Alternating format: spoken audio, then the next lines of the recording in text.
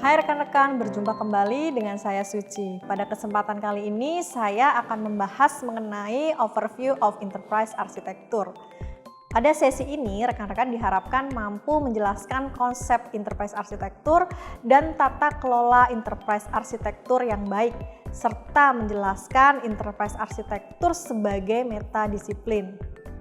Konsep utama dari bab ini adalah bahwa EA merupakan strategi dan aktivitas yang digerakkan oleh bisnis yang mendukung perencanaan manajemen dan pengambilan keputusan dengan memberikan pandangan terkoordinasi dari seluruh organisasi. Nah, pandangan ini mencakup strategi, bisnis, dan teknologi yang berbeda dari pendekatan berbasis teknologi, kemudian di tingkat sistem dan berpusat pada proses ataupun kontrol kualitas. Nah, menerapkan arsitektur holistik, menerapkan dan melibatkan penetapan program manajemen dan juga penggunaan metode dokumentasi berbasis kerangka kerja yang memandu analisis dan desain di seluruh organisasi.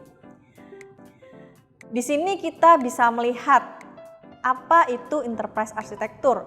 Jadi kita bisa melihat bahwa EA adalah gabungan antara strategi, kemudian mendrive bisnis, kemudian menjadikan sebuah enable by teknologi. Nah, selanjutnya kita masuk kepada governance dari organisasi itu sendiri. Nah, di sini kita melihat gambaran secara menyeluruh ya. Jadi agar efektif, program enterprise architecture holistik harus menjadi bagian dari sekelompok praktik manajemen yang membentuk struktur tata kelola yang terintegrasi seperti yang bisa kita lihat pada gambar ini. Jadi tata kelola terutama tergantung pada pengawasan perencanaan dan pengambilan keputusan di seluruh organisasi. Jadi bidang pengawasan yang paling penting termasuk perencanaan strategis, arsitektur perusahaan, perencanaan investasi modal, kemudian ada perencanaan tenaga kerja, manajemen pengetahuan, manajemen program, manajemen risiko, dan operasi maupun keamanan. Selanjutnya kita masuk kepada basic elemen ya untuk melengkapi pendekatan dari enterprise architecture ini. Jadi kalau kita melihat agar pendekatan EA dianggap lengkap, maka 6 elemen inti yang ditunjukkan pada gambar berikut harus ada dan bekerja secara sinergis. Jadi yang pertama ada tata kelola itu sendiri, kemudian metode, kemudian ada kerangka, dan juga artefak, kemudian ada standar dan best practice. Nah, di sini di awal kita bisa melihat gambaran kerangka enterprise architecture secara menyeluruh ya.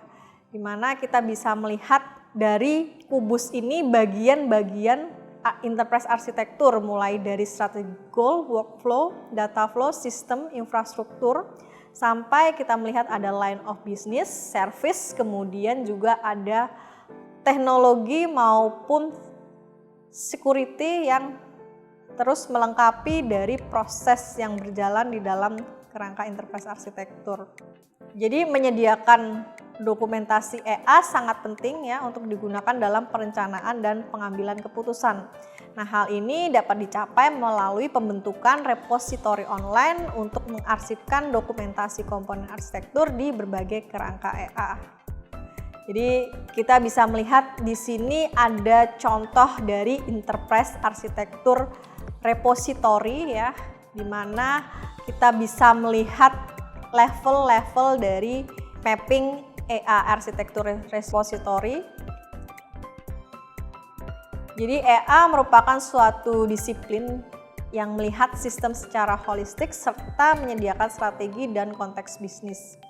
Di EA digambarkan sebagai proses manajemen dan metode analisis dan desain yang membantu perusahaan dengan perencanaan bisnis dan teknologi, manajemen sumber daya, dan juga pengambilan keputusan. Demikian yang dapat saya sampaikan pada sesi kali ini. Terima kasih dan selamat belajar.